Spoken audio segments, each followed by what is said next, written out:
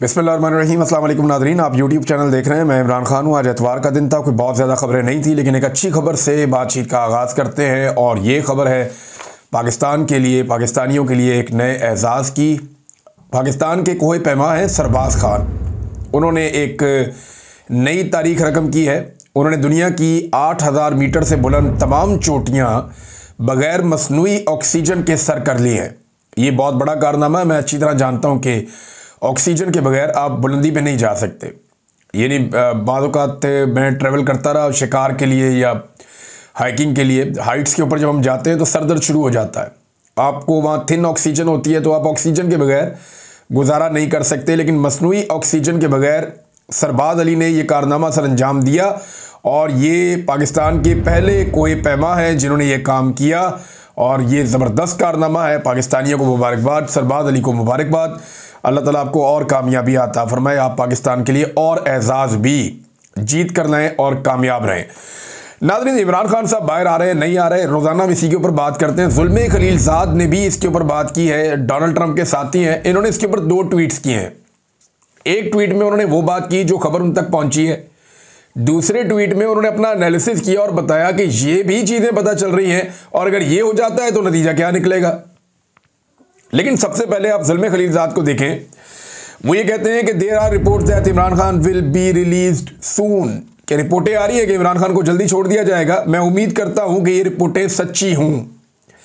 पाकिस्तान को जो है इससे फ़ायदा पहुंचेगा इमरान खान साहब को रिहा करने से, पाकिस्तान के अंदर भी और पाकिस्तान से बाहर भी।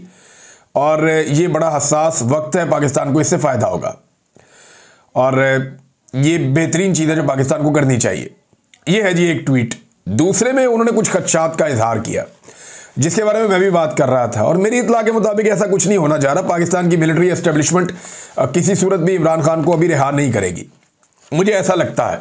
ये नहीं, अगर कोई उनके दिमाग में कोई अक्ल आ जाए या उन्हें लगे कि यार ठीक है बस बहुत हो गई है, तो फिर तो छोड़ देंगे। लेकिन बज़ाहिर जो दिखाई दे रहा है उसमें कुछ ऐसा लगता नहीं है। और ये मैं आपको अपनी असेसमेंट बता रहा हूँ, कोई खबर नहीं दे रहा।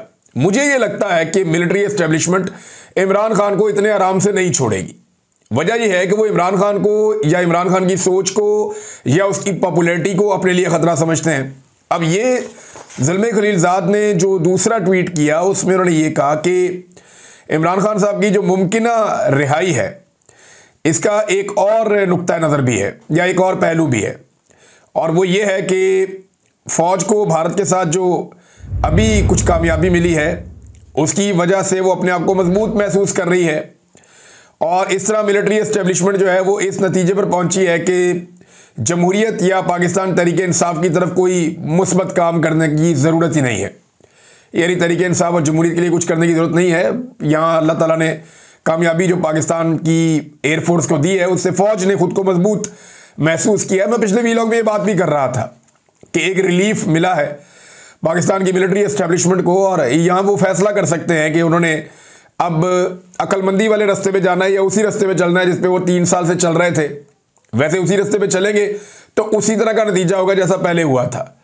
और हर बार ये नहीं होगा कि पाकिस्तानी कौम जो है वो गैर मशरूत तौर पे आगे साथ खड़ी हो जाएगी। देखिए, इंडिया के साथ जब भी लड़ाई होगी तो कौम आपके साथ खड़ी होगी, ये तो बात सच है। कौम को खड़ा होना पड़ेगा। लेकिन क्या बाकी मामला ख़त्म हो जाएंगे सारे? मिलिट्री एस्टेब्लिशमेंट, फ़ौज और अवाम के बीच में जो एक दूरियां हैं ये ख़तरनाक हद तक फिर बढ़ती चली जाएंगी। बहरहाल उन्होंने कहा जी कि कोई अगर ज़रूरत नहीं है, एस्टेब्लिशमेंट ये समझ रही है और इस तरह का कोई फैसला कर लिया गया है तो ये दूरंदेशी नहीं है। इससे जो है वो काम ख़राब हो जाएगा और कौमी इत्तेहाद जो है उसको भी, और बाकी चीज़ों पोलराइजेशन पाकिस्तान में बढ़ेगी, मईशत को भी नुकसान पहुँचाती रहेगी ये चीज़। तो ये 2 ट्वीट्स हैं ज़ुल्मे खलीलज़ाद की। एक में उन्होंने कहा जी कि अगर तो इमरान खान को छोड़ने का फैसला हुआ तो बिल्कुल ठीक फैसला है, पाकिस्तान को इसका फ़ायदा होगा। और अगर ये सोच लिया गया है कि जनाब ये इंडिया से एक लड़ाई जीत ली है और इसमें अब ज़रूरत नहीं है इमरान खान को या पीटीआई को छोड़ने की, कोई रिलीफ मिल गया है मिलिट्री एस्टेब्लिशमेंट को, तो ये फैसला देर पा नहीं होगा, इसका नुकसान होगा, मईशत को भी होगा, मुल्क को भी होगा। ये लुब्बे लुबाब है ज़ुल्मे खलीलज़ाद की 2 ट्वीट्स का। और देखें, इमरान खान को मैं जो कहता हूँ कि नहीं छोड़ने का मामला लगता है, तो DGISPR को जब मैंने सुना वहाँ से मुझे कुछ आइडिया हुआ। फिर मैंने जो सेल्स हैं उन्हें एक्टिवेट होते हुए देखा। यानी वो नून लीग का मीडिया सेल जो बिल्कुल खामोश था जंग के दौरान, उन्हें मैंने देखा कि एकदम से वो फतवे लेकर मार्केट में आ गए। और जो सोशल मीडिया, आपका टाउट सोशल मीडिया है, जो एस्टेब्लिशमेंट के साथ जुड़ा रहता है, उसको हम देखते हैं, हमें आइडिया हो जाता है, वो भी फतवे लेकर मैदान में आ गए। फिर कुछ ऐसे चैनल जो चलाए जाते हैं, पाकिस्तान की मिलिट्री एस्टेब्लिशमेंट की ज़ेर निगरानी एजेंसियां उनको चलाती हैं, वो चैनल्स भी एक ख़ास किस्म का बयानिया लेकर चल रहे थे। ये सारी चीज़ें बता रही हैं कि ये एक धोखा दिया जा रहा है कि शायद कोई मामला तय हो रहे हैं, कोई मुज़ाकरात हो रहे हैं, कोई इमरान खान की रिहाई होने वाली है। मुमकिन है इमरान खान साहब की रिहाई हो जाए, ये मुमकिन भी है, लेकिन साथ साथ ये एक धोखा भी है। देखिए, मैं जब कहता हूं ना मुमकिन भी है, तो कोई एक इवेंट चीज़ों को बदल सकता है। इदारे के अंदर भी अलग अलग तरह की सोच है ना। एक वो लोग हैं जो बेनिफिशरी हैं मौजूदा रजीम के। इस इदारे के अंदर कुछ लोग ऐसे हैं जो टॉप की आदत है, जो मौजूदा रजीम की बेनिफिशरी है। उन्हें लगता है जब तक ये सेटअप चलता रहेगा, हमारा काम धंधा चलता रहेगा, कोई मसला ही नहीं है। कुछ ऐसे हैं जो कहते हैं बस बहुत हो गई यार, बस कर दो। एक पॉलिटिकल पार्टी को या पाकिस्तान की आवाम को और कितना कुचलना है, मुल्क के सबसे मकबूल लीडर के साथ और कितनी ज्यादती करनी है। तो ये दो तरह की सोच है। अब इसके बीच में मुकाबला है। जब एस्टेब्लिशमेंट के अंदर ये सोच गालिब आ जाएगी कि हमने भाई वापस जाना है, वापस बैरक्स में जाना है, हमने बॉर्डर पे जाना है, बैरक में जाना है, हमने ये काम नहीं करना जो गंदा काम है, जो हमारा है ही नहीं, तो उस वक्त इमरान खान साहब भी बाहर आएंगे, चीज़ें ठीक हो जाएंगी। लेकिन अगर दूसरी तरफ की सोच गालिब रहती है कि हमें अपना मफाद चाहिए और इमरान खान को और पीटीआई को ऐसे ही हमने दबाते रहना है और मौजूदा रजीम हमें फ़ायदा दे रहा है तो इस फ़ायदे के साथ चलना है, तो फिर ये स्टेटस को जारी रहेगा। तो ये बिल्कुल सिंपल चीज़ है। शाह मोहम्मद कुरैशी साहब जो है वो अस्पताल पहुंच गए, कार्डियोलॉजी अस्पताल उन्हें मिलने के लिए। परवेज़ इलाही साहब भी गए। शाह साहब की हालत बहुत ख़राब हो गई, वो बीमार हो गए। 2 साल से वो फस्तायत भुगत रहे हैं और सिर्फ कसूर एक ही है, यानी ये शख्स कराची में मौजूद था अपनी अहलिया के इलाज के लिए।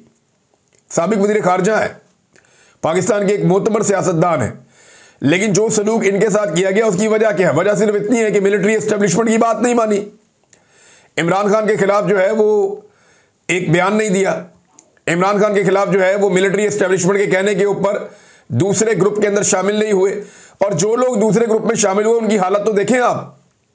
जहांगीर तरीन किधर है, अलीम खान किधर है, परवेज खटक किधर है, महमूद खान किधर है, जो बाकी लोग शामिल हुए, कराची से कुछ लोग हैं, कुछ पंजाब से हैं, कोई इधर उधर से, उन सारों की सियासत ही तबाह हो गई। आज वो सारे कोशिश कर रहे हैं कि वो वापस आ जाए और पछता रहे हैं कि शाह मोहम्मद कुरैशी साहब ने हौसला कर दिया, खड़े हो गए, हम भी खड़े हो जाते। अब परवेज इलाही साहब गए, उनको मिलने के लिए उनकी इयादत भी की है, तो PIC में उन्हें दाखिल किया गया है। और मेरी इत्तला के मुताबिक शाह मोहम्मद कुरैशी साहब को और यास्मीन राशिद साहब को जल्दी छूट जाना चाहिए, क्योंकि मेरे पास कुछ इन्फॉर्मेशन है और बड़ा दबाव है पाकिस्तान की एस्टेब्लिशमेंट पर भी कि इन्हें छोड़ दिया जाए। लेकिन मियां नवाज शरीफ साहब को प्रॉब्लम यह है कि अगर यास्मीन राशिद साहब बाहर आ जाती हैं तो उनकी सीट खतरे में पड़ेगी। खतरे में नहीं भी पड़ेगी तो वो गंदे होंगे, उनकी सियासत गंदी होगी, ये उनको प्रॉब्लम है। बहरहाल शाह मोहम्मद कुरैशी साहब जो हैं वो अस्पताल में बीमार पड़े हुए हैं, बाकी लोग भी बीमार हैं, यानी एजाज चौधरी साहब की हालत आपके सामने, बुजुर्ग आदमी है। मियां महमूद रशीद साहब को मैं खुद जेल में मिला हूँ, उनकी हालत बहुत ख़राब थी, उन दिनों भी उनका इलाज चल रहा था। उमर चीमा साहब के बाजू फ्रीज हो गए, उन्हें नंगे फर्श पे नीचे सर्दी के अंदर लटाते रहे, तो उनकी भी हालत ख़राब हो गई है। यास्मीन राशिद साहबा जो है वो कैंसर की सर्वाइवर है, उनके साथ जो किया गया इस उम्र में, इस ब्रूटैलिटी का तो कोई और एग्जाम्पल है नहीं जो उनके साथ किया गया। तो हर तरह का जुल्म और ज्यादती हम देख रहे हैं और इमरान खान साहब के केसेस भी नहीं लग रहे हैं। एक तरफ तो ये है ना कि कुछ लोग दावा करें इमरान खान बाहर आने वाले, भी बाहर आना है तो पहले केसेस लगाओगे तो बाहर आएंगे ना। ये तो नहीं हो सकता कि एग्जीक्यूटिव ऑर्डर के साथ इमरान खान साहब रिहा होकर बाहर आ जाए। ये तो नहीं हो सकता कि आप एक एग्जीक्यूटिव ऑर्डर जारी करें जी इमरान खान रिहा, वो बाहर आ जाए। होना तो ऐसे ही है ना। देखिए पीछे से ऑर्डर तो एस्टेब्लिशमेंट का ही आना है कि यार अदालतों को बोलो कि अब इंसाफ कर दें, एस्टेब्लिशमेंट का ही ऑर्डर आना है कि कानून के मुताबिक कर दें, तो वहीं पे इमरान खान की जमानतें हो जाएंगी। लेकिन जमानतें तो तब होंगी ना जब केसेस लगेंगे। ये खालिद यूसुफ चौधरी साहब ने अभी क्लेम किया है दोबारा कि जो इमरान खान साहब के केसेस हैं वो बदस्तूर नहीं लग रहे। अगले हफ्ते के लिए भी अभी तक किसी कॉज लिस्ट के अंदर इमरान खान साहब का नाम नहीं आया। तो जो अपीलें इमरान खान साहब ने की हुई हैं अपने केसेस के खिलाफ, वो अपीलें ही नहीं लग रही हाई कोर्ट के अंदर। अपील लगेगी तो इमरान खान साहब बाहर आएंगे। तो ये भी कहानी है। अभी तक जब मैं आपसे बात कर रहा हूं, जितना मैंने सुना या जितनी चीज़ें मैंने पढ़ी हैं उसके मुताबिक तो फिलहाल ये कहानी है। नाज़रीन, शाहिद अफरीदी साहब पे पाकिस्तान में बहुत तनकीद हो रही है। उन्होंने आर्मी चीफ साहब को चूम लिया। तो भाई जब आर्मी चीफ साहब को कोई एतराज़ नहीं है चूमने पे, तो बाकी लोगों को क्या एतराज़ है कि वो शाहिद अफरीदी साहब पे तनकीद करें कि क्यों चूमा है उन्होंने। भाई वो अपनी इंडिविजुअल कैपेसिटी में कुछ भी करें, उन्हें ये करने का हक है। हाँ, उस जगह पे मैंने एतराज़ किया था जहाँ पे वो पीठ में छुरा घोंपते हैं कि पहले कहते हैं इमरान भाई, और फिर सारी तनकीद भी इमरान खान पे कर देते हैं, इमरान खान की वाइफ पे कर देते हैं और शहबाज शरीफ को हीरो बना देते हैं। तो वहाँ मैंने तनकीद की थी, वो जायज़ थी।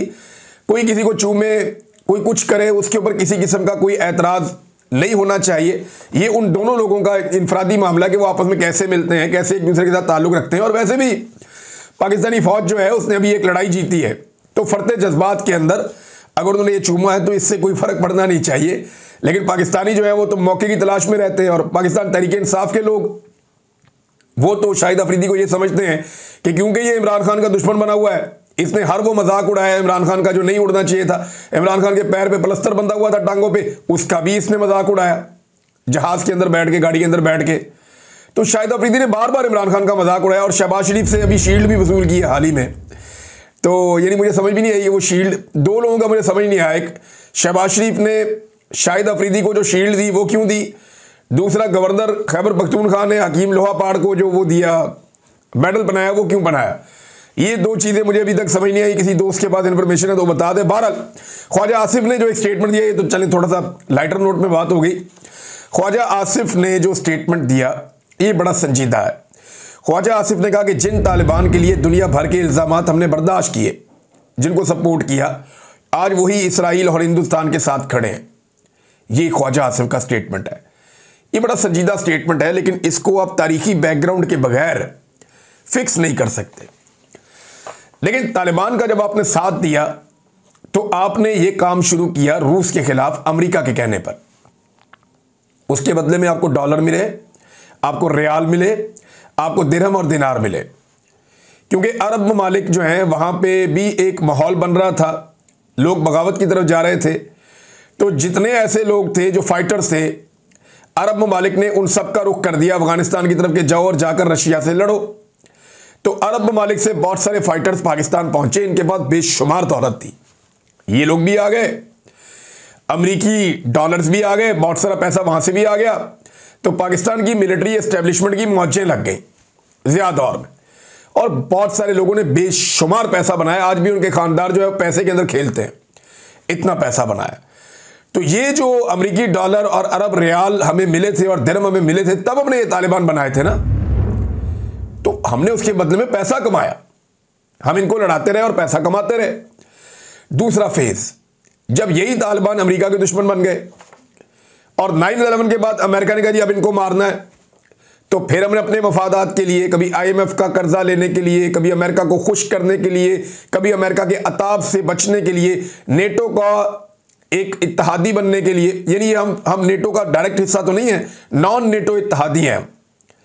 तो ये सारी फैसिलिटीज लेने के लिए, दुनिया के अंदर चलने के लिए परवेज मुशर्रफ ने फैसला किया ठीक है चलो इनके साथ, इनके खिलाफ अब। तो फिर हमने उन्हीं तालिबान को दुश्मन बना दिया, उनको मारना शुरू कर दिया। जब पहली मरतबा हमने गन डाला तब पाकिस्तान में कलाशनकोव कल्चर आया। जब दूसरी मरतबा हमने गन डाला, दोनों मरतबा अमेरिका के कहने पे किया, तो दूसरी मरतबा पाकिस्तान के अंदर क्या आया, दहशतगर्दी आई। और अब जनाब तीसरी मरतबा की बात कर लेते हैं। तीसरी मरतबा जब अफगानिस्तान के अंदर जंग का इख्तिताम हुआ, तो पाकिस्तान को पूरा फोकस करना था अफगानिस्तान के साथ एक मखसूस ताल्लुकात, एक रिलेशन बनाने का, जिससे पाकिस्तान में अमन आता और मामला हमारे कंट्रोल में रहते। लेकिन उस वक्त पाकिस्तान में बदकिस्मती से उसी मिलिट्री एस्टेब्लिशमेंट ने रजीम चेंज कर दिया। यानी तीनों मरतबा मिलिट्री एस्टेब्लिशमेंट का काम है। पहली मरतबा तालिबान बनाए, दूसरी मरतबा तालिबान को दुश्मन बनाया, दहशतगर्द बनाया, उनके साथ लड़े, दोनों मरतबा अमेरिका के कहने पे, और तीसरी मरतबा अमेरिका के कहने पे पाकिस्तान में हुकूमत गिरा दी उनके साथ मिलकर। अब जब हुकूमत गिर गई तो सारा फोकस हो गया पाकिस्तान के इंटरनल मामलात में, अवाम मान ही नहीं रही थी और निगलेक्ट हो गया अफगानिस्तान। इमरान खान बार बार कहते हैं कि आपको अफगानिस्तान का दौरा करना चाहिए था, बिलावल सारी दुनिया घूम कर आया, अफगानिस्तान नहीं गया। इंडिया ने मौके से फायदा उठाया और जो बुरे ताल्लुकात उनके तालिबान के साथ थे उनको ठीक करना शुरू किया। तो यहां पाकिस्तान एक लूजर के तौर पे रहा। हर दौर में लोगों ने अपनी जेब के अंदर पैसा डाला, हर दौर में जो एस्टेब्लिशमेंट के लोग थे उन्होंने जायदादें बनाई उन्होंने डॉलर्स कमाए, दिरहम और रियाल कमाए, बहुत पैसा बनाया और फायदा उठाया, लेकिन मुल्क को फायदा नहीं हो। मुल्क जो है वो एक विलन की तरह वहां पे देखा गया। तो हमारे अफगानों के साथ बेहतरीन ताल्लुकात होने चाहिए थे, जो बदकिस्मती से नहीं है। और ये इसमें किसी और का कसूर नहीं है, हमारा अपना कसूर है। नाज़रीन, अभी हम अपने कसूरों की सज़ा काटते हैं तो ये एक और ख़बर है, और ये बड़ी अफसोसनाक खबर है। तहरीक तालिबान पाकिस्तान ने डेरा इस्माइल खान, जो साउथ खैबर पख्तूनख्वा का इलाका है, ये वज़ीर आला अली अमीन गंडापुर का अपना ज़िला है, यहाँ से 2 सिक्योरिटी एहलकारों को अगवा किया है, जिनमें सेकंड लेफ्टिनेंट सईद अहमद हैं, जिनका एक वीडियो भी बयान सामने आया। उन्होंने कहा जी इनके मुतालबात तालिबान के माने जाएँ ताकि मेरी रिहाई हो सके। और उसके बाद जो है वो एक दूसरी तरफ उनके साथ एक FC का एहलकार है इजाज हुसैन, उसे भी अगवा किया गया है और मुतालबात पूरी करने की एक वीडियो भी अब सामने आई है। तो ये बड़ा अफसोसनाक वाकया है। यही तालिबान जिनको पाला गया, जिन्हें गुड तालिबान कहा गया, बैड तालिबान कहा गया, अब वो पाकिस्तानियों के गले पड़े हुए हैं और सिक्योरिटी फोर्सेस के लोगों को पहले भी अगवा करते रहे, अब भी अगवा कर रहे हैं।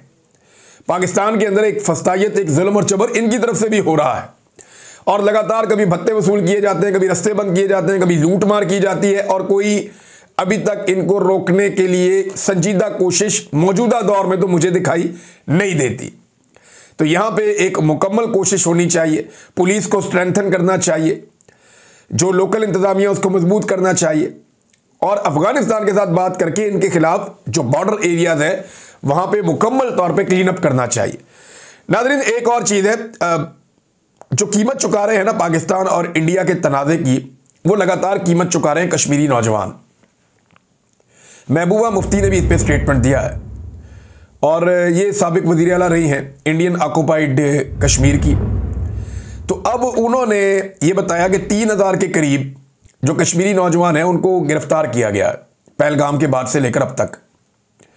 ना सिर्फ 3000 नौजवानों को जो है वो गिरफ्तार किया गया, उनमें बहुत सारे लापता भी किए गए हैं, जबकि 48 कल तक की इत्तला के मुताबिक 48 कश्मीरी नौजवानों को भारत ने शहीद कर दिया, भारतीय फोर्सेस ने। तो लगातार कीमत जो है वो कश्मीरी चुका रहे हैं। पाकिस्तान तो सेलिब्रेशन मोड में चला गया है, भारत जो है वो अग्रेशन मोड में चला गया है। ये दोनों अपने अपने मोड में हैं, लेकिन वहाँ पे कश्मीरी इसकी कीमत चुका रहे हैं। कश्मीर के बारे में कोई नहीं सोच रहा, उसके बारे में बात करनी चाहिए, सबको आवाज़ उठानी चाहिए और आलमी सतह पे इस मामले को उजागर करना चाहिए। बिलावल की ड्यूटी लगी है, उम्मीद करते हैं कि बिलावल ये काम कर सके। नाज़रीन, जो एक और खबर है, ये आखिरी खबर मैं आपको दे रहा हूँ इस वीलॉग में, ये भी बड़ी अहम खबर है कि जो चीनी हथियार है वो अमेरिका के लिए अब खतरा बन गए हैं। वो कैसे, मैं आपको बताता हूँ। देखिए, इससे पहले जो अमेरिकी हथियार है उनका मवाजना रशियन हथियारों के साथ किया जाता था और दुनिया में जो नेटो के ममालिक हैं या मगरबी ममालिक हैं उनके हथियारों का कोई मवाजना या मुकाबला नहीं होता था। लेकिन जिस तरह ख़ज़ां में पत्ते झड़ते हैं उस तरह गिरे हैं राफेल तैयारे, और ये गिराए हैं J-10C ने PL-15 मिसाइल के साथ। इसने पूरी दुनिया के अंदर जो है वो हलचल मचा दी है। जो दिफाई इंडस्ट्री है पूरी दुनिया की वो हिलकर रह गई है कि चाइना अपनी हथियारों की दौड़ में खामोशी से इतना आगे कैसे निकल गया। लेकिन ऑटोमोबाइल में वो दुनिया में बहुत आगे निकल गया है, बहुत तेज़ी से उसकी गाड़ियाँ पूरी दुनिया में फैल रही हैं और अब वो ये सोच रहे हैं कि अगले 10-20 साल में जब हर तरफ इलेक्ट्रिक गाड़ियाँ आएंगी तो चाइना सबसे बड़ी मार्केट हो जाएगा। फिर इसी तरह चाइना जो है वो IT के अंदर या आर्टिफिशियल इंटेलिजेंस में या इंफ्रास्ट्रक्चरल डेवलपमेंट जो है उनमें, यानी दुनिया के हर शोबे के अंदर चाइना आगे जा रहा था। अब दिफाई नुक्ता नज़र से उसने दुनिया को सरप्राइज कर दिया इस लड़ाई में, और अब जो चाइना का मवाजना है वो अमेरिकी हथियारों के साथ किया जा रहा है कि किसी और के हथियार चाइना के हथियारों का मुकाबला नहीं कर रहे हैं। अमेरिकी हथियारों के साथ जब आप मवाजना करते हैं चाइना के हथियारों का, तो F-16 अमेरिका का एक ऐसा तैयारा है जो सारी दुनिया खरीदती है, तो F-16 से बेहतर करार दिया जा रहा है J-10C को। जबकि जो अमेरिका का दुनिया का नंबर 1 तैयारा है, जो महंगा तरीन तैयारा अमेरिका बेचता है, वो है F-35। ये इस वक्त अमेरिकन फौज के ज़रिए इस्तेमाल है और वो ये कहते हैं कि ये नंबर 1 तैयारा है। अब F-35 के मुकाबले में J-35 एक ऐसा तैयारा चाइना लेकर आ रहा है जो 5th जनरेशन तैयारा है और जो मॉडर्न लड़ाई है एयरफोर्स की, उसके अंदर वो सारी काबिलियत रखता है, बल्कि उसके पास कुछ इजाफी खूबियां हैं जो अमेरिकन तैयारे के पास नहीं है। तो अब दिफाई नुक्ता नज़र से जो चाइना की इंडस्ट्री है वो अमेरिका की इंडस्ट्री के लिए और मगरबी ममालिक की इंडस्ट्री के लिए ख़तरा बन गई है। और ये बात जर्मनी ने भी कह दी है कि इस मैदान में अब आप इस तरह चाइना का मुकाबला नहीं कर सकते, अमेरिका को और दुनिया को कुछ नया करना पड़ेगा। यहां पे देखें ना, जो एक नया इत्तेहाद बन सकता है, मैं बहुत अरसे से उसके बारे में बात करता चला आया हूं कि चाइना, रशिया, पाकिस्तान और बाकी आसपास के खित्ते के तमाम ममालिक, सेंट्रल एशियन ममालिक या जो यूरोपीय ममालिक हैं फर्दर वो भी साथ शामिल हो जाएंगे, क्योंकि यूरोप का जो है वो डिस्टेंस चाइना से या एशिया से इतना ज़्यादा नहीं है। यहाँ से आप ईरान के रास्ते जा सकते हैं, तुर्की के रास्ते जा सकते हैं, ज़मीनी और समुद्री रास्ते इख्तियार किए जा सकते हैं। तो ये एक अलाइंस मैं माजी में भी बताता रहा हूँ कि सेंट्रल एशियंस, ईस्ट एशियंस, ये सारे मिलके एक बड़ा अलाइंस बना सकते हैं। लेकिन यहाँ पे रुकावट सिर्फ एक मुल्क है, जो भारत है। अगर भारत होश के नाखून ले तो इस खित्ते में आबादी भी सबसे ज़्यादा है, मैन पावर भी सस्ती है, मार्केट भी सबसे बड़ी है और टेक्नोलॉजी भी बहुत तेज़ी से आगे बढ़ रही है, जबकि वसाइल भी कुदरती बहुत ज़्यादा है। अगर ये एक पूरा इत्तेहाद बन जाए तो यूरोप को और मगरिब को ये 2 दहाइयों में पीछे छोड़ सकता है। लेकिन उसके लिए भारत को जो है वो मुस्बत किरदार अदा करना पड़ेगा। अब तक के लिए इतने, अपना ख्याल रखिएगा, अपने इस चैनल का भी। अल्लाह हाफ़िज़।